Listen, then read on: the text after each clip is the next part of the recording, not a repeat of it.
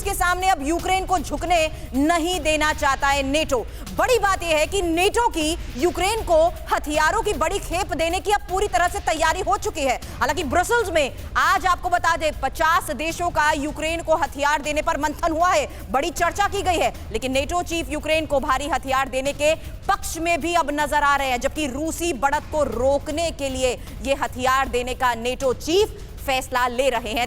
सबसे पहले संजय साहब, मेरा सवाल आपसे यही है, आखिर ये ऐसी हकीकत थी जो यूक्रेन को उस लेवल तक पहुंचा गई थी जिसके बारे में शायद यूएस और रशिया को भी सोचना पड़ता? ऐसी क्या मजबूरी जो अपने सभी न्यूक्लियर वेपन्स यूक्रेन को खुद गंवाने पड़े? नहीं, ऐसा है कि जो उस समय जो हालात थे, उस समय में जो बात हुई थी, जो बुडापेस्ट मेमोरेंडम साइन हुआ था, तब ये था कि इसको कहा था कि आपकी सिक्योरिटी रहेगी, आपको कोई चिंता करने की बात नहीं है, और उसने तकरीबन सभी न्यूक्लियर वेपन दे दिए। यहाँ पर मैं ये बात, इससे एक बहुत बड़ा लेसन आता है हम सब के लिए। बहुत बड़ा एक सवाल है कि अल्टीमेटली लड़ाई इंसान को या किसी देश को खुद लड़नी पड़ती है। और यहाँ पर आज जो यूक्रेन का हाल है, ये अगर आज परमाणु वेपन उसके पास होते तो ये सिचुएशन नहीं होती। यही बात अगर हम भारत के लिए भी देखें तो चाहे किसी देश की कितनी बड़ी संधि हो, लेकिन जब भी कभी कुछ जंग होती है हमें आत्मनिर्भर ही होना पड़ेगा। और यही चीज़ आज जो हमारी पॉलिसी चल रही है, मैं इसी बात को मानता हूँ। हालांकि इसको लेकर क्या ऐसी मजबूरी रह सकती है राजीव नयन सर, आखिर क्या ऐसी मजबूरी रही है यूक्रेन की? क्योंकि यूक्रेन के पास जो क्षमता थी उसके बारे में रूस अच्छे से वाकिफ था। क्या ये इनसिक्योरिटी थी अमेरिका और रशिया की कि हम पावरफुल स्टेट होते हुए भी कैसे एक छोटे स्टेट के पास इतनी बड़ी क्षमता के आधार पर निर्भर कर सकते हैं? देखिए, अगर हम चले जाएं शीत युद्ध के उपरांत का, उसके बाद के युग का, तो बड़ा ही जटिल जो स्थिति वहाँ पे थी। उसमें रूस भी बहुत बड़ा एक्टर नहीं था, उसमें सबसे बड़ा एक्टर उस समय था अमेरिका। और अमेरिका को एक बहुत बड़ा भय था कि दुनिया में कहीं परमाणु का प्रसार न हो जाए। जो छोटे छोटे राष्ट्र जिनके पास आर्थिक क्षमता नहीं है, तकनीकी क्षमता नहीं है, उनके पास अगर हथियार रहेंगे, देखिए उस समय बहुत बात हो रही थी साइंटिस्ट के थ्रू न्यूक्लियर वेपन्स के प्रोलिफरेशन की, प्रसार की। तो ये सारी चिंताओं का उनके पास एक समय था और रूस उससे बहुत ज़्यादा उसे कहीं सक्रिय भूमिका या एक बहुत बड़ा एक्टर नहीं था। एक्टर था अमेरिका, और वो 15% के आसपास जो यूक्रेन के सोवियत संघ, जिसमें फॉर्मर सोवियत यूनियन था, उसके हथियार, परमाणु हथियार उसके पास थे। लेकिन ऐसी बात की जा रही थी कि उसकी जो सॉलिड फ्यूल जो मिसाइल्स थी, उसको मेंटेन करने के उनके पास इंजीनियर्स नहीं थे, पैसे नहीं थे, संसाधन नहीं थे। यह संसाधन रूस के पास भी नहीं थे। तो एकाएक लगा कि एक दुनिया में एक बड़ी अजीब सी स्थिति आ गई। बहुत सारे खबर आ रहे थे, कुछ को चीन ले जा रहा था, कुछ वैज्ञानिकों को वेस्ट एशिया में लग रहा था कि जाएगी स्थिति। सर, यानी यूक्रेन की ऐसी क्षमता थी। अब पहले का यूक्रेन आखिर था कैसे और किस तरीके से हम उसकी क्षमता को लेकर यहाँ पर बात कर रहे हैं? बता दें, दुनिया पर परमाणु वार का खतरा, अब जिस तरीके से बेलारूस में पुराने परमाणु बेस एक्टिव करने की तैयारी की जा रही है, उसको लेकर बड़ी खबर हमारे पास है। आपको यह भी बता दें कि रूस की देखरेख में परमाणु बेस को एक्टिव करने की तैयारी की जा रही है। यूक्रेनी सीमा के बिल्कुल पास है बेलारूस का यह परमाणु बेस। रूस यहां तैनात कर सकता है अपने घातक न्यूक्लियर हथियार। इस बारे में हमारे गेस्ट के साथ बातचीत करें उससे पहले अब देखिए किस तरीके से इस युद्ध में एक बड़ा ट्विस्ट आ रहा है। और ये बड़ा ट्विस्ट हम क्यों कह रहे हैं? क्योंकि यहां ज़ेलेंस्की अगर इस बात को समझते तो 30 साल पहले वाले यूक्रेन का यहां पर हम जिक्र इसलिए कर रहे हैं क्योंकि कुछ मजबूरी थी कि यूक्रेन अपने हाथों ही सारी ताकत को गवा बैठा है। दुनिया का तीसरे सबसे बड़ा परमाणु हथियार का जखीरा यहां पर यूक्रेन के पास 30 साल पहले था। अब देखिए कौन कौन से हथियार, कौन कौन से ऐसे न्यूक्लियर वेपन्स यूक्रेन के पास थे। 3000 टेक्निकल न्यूक्लियर वेपन्स यूक्रेन के पास थे। इसके अलावा आपको यह भी बता दें 2000 स्ट्रैटेजिक परमाणु हथियार रखने की क्षमता यूक्रेन की थी। इसके अलावा 176 इंटरकॉन्टिनेंटल बैलिस्टिक मिसाइल यूक्रेन के पास थे। 1000 क्रूज मिसाइल्स ये 30 साल पहले वाले यूक्रेन के पास थे। इसके अलावा Tu-160 बॉम्बर्स, रूस से भी ज्यादा ये बॉम्बर्स थे यूक्रेन के पास। अब देखिए 1994 में बुडापेस्ट मेमोरेंडम, यूक्रेन अपने परमाणु हथियारों के जखीरे को नष्ट करने के लिए तैयार हुआ था बुडापेस्ट मेमोरेंडम के तहत।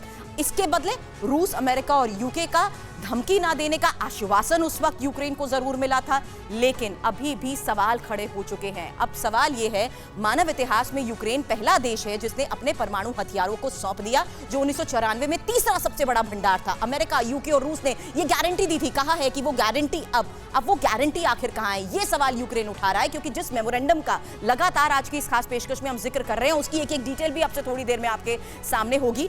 अब बम बरसाए जा रहे हैं और जाने भी जा रहे हैं, इसलिए सवाल ये यूक्रेन उठा रहा है कि आखिर कहां गई वो गारंटी, कहां गया वो आश्वासन जो सभी ने मिलकर दिया था। एक बड़ा सवाल ओपी तिवारी सर मेरा आपसे ये है, क्या वाकई ये सब कुछ यूके, अमेरिका और रशिया का ही किया धरा है कि उसी के जाल में अब यूक्रेन फंस चुका है? इसलिए हवाला दिया जा रहा है उस मेमोरेंडम का कि आखिर कहां गया वो आश्वासन।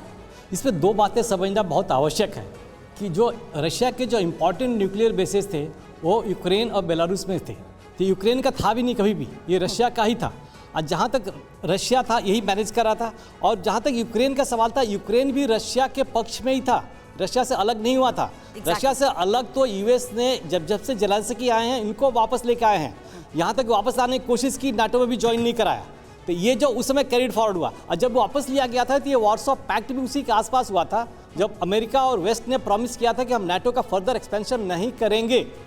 और इस तरह से ये सारी प्रॉपर्टी तो यूएसए रशिया की थी और यूक्रेन वेरी मच पार्ट था। तो ये नहीं हुआ था, रशिया ये कहना भी गलत होगा कि यूक्रेन से हम जबरदस्ती लेके चले गए।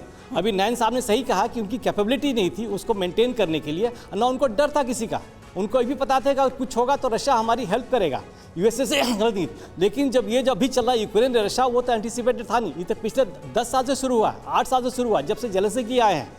तो ये न्यूक्लियर का डर और ये जेलेंस्की जो ट्राई कर रहे हैं, इनकी जो कहने का तरीका है कि कभी किसी तरीके से भड़काने की कोशिश कर रहे हैं कि उनको ज़्यादा से ज़्यादा आर्म्स दें ताकि ये रशिया के साथ लड़ के पास वो क्षमता नहीं थी तो यूक्रेन को उसकी मेंटेनेंस को लेकर, या ये कहें कि जितना बचा कुछ यूक्रेन के पास था उसको नष्ट करने के लिए बड़ा अमाउंट भी दिया गया था। इस पर आगे आपसे जरूर और बात करूंगी, लेकिन उससे पहले यहाँ पर 1994 के उस बुडापेस्ट मेमोरेंडम के बारे में हम आपको बताना चाहते हैं, जिसको लेकर आज हम आपको ये बता रहे हैं कि आखिर क्या मजबूरी यूक्रेन की रही है। अब हम सब देख रहे हैं कि किस तरीके से यूक्रेन पूरी दुनिया के देशों से मदद मांग रहा है। अब रूस की सेना ने यूक्रेन पर आक्रामक रुख जो अपना रखा है, उसके बाद हर तरफ से जेलेंस्की की ये कोशिश है कि उन्हें मदद मिल सके। लेकिन जिक्र कर रहे हैं हम उस बुडापेस्ट अग्रीमेंट के बारे में, जो अभी तक जो आश्वासन दिया गया था बावजूद उसके कोई भी यूक्रेन के साथ नजर नहीं आ रहा है। सबसे पहले देखिए किस तरीके से रूस, अमेरिका, यूके और यूक्रेन में आपसी सहमति के बाद इस मेमोरेंडम पर हस्ताक्षर हुए थे।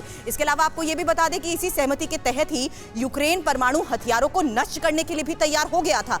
साथ ही न्यूक्लियर हथियारों को नष्ट करने के लिए रूस को डीकमीशन भी किया गया था और यूक्रेन को संप्रभुता और स्वतंत्रता के प्रति सम्मान की गारंटी मिलने की बात कही गई थी। लेकिन सवाल अभी भी यही है कि सीमाओं की सुरक्षा गारंटी की कोई लिखित आश्वासन क्यों नहीं दिया गया था? सर, यही सवाल है, क्या ये सिर्फ एक आश्वासन, एक एश्योरेंस के बलबूते हुआ था, ये एक लिखित गारंटी थी?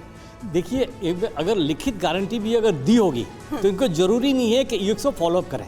इतिहास गवाह है, कभी भी किसी तरीके का, जहाँ तक यूएस का सवाल है, वो हमेशा अपने इंटरेस्ट, अपने देश और राष्ट्र के इंटरेस्ट में ही काम करता है। वो क्या लिखित देता है उससे कुछ फर्क नहीं पड़ता। जो वार्सो पैक्ट जब डिमोलिश हुआ था, उनकी लिखित भी उन्होंने नहीं दी थी, जब नाटो से आगे नहीं जाएंगे उससे भी वापस चले गए।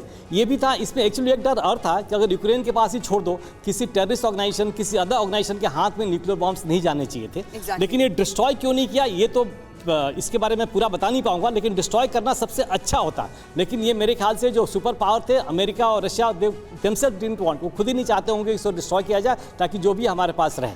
इसके बाद श्याम सर, मेरा सवाल आपसे है कि आखिर क्या ऐसी वजह रही जो यूक्रेन बहकावे में आ गया? उन तमाम देशों के क्या जो पैसा यूक्रेन को दिया गया था, इस बात को लेकर ही दिया गया था कि कहीं वो दोबारा रीबिल्ड करने की कोशिश ना करे जो पार्ट्स मिसिंग है अपने न्यूक्लियर वेपन्स को लेकर?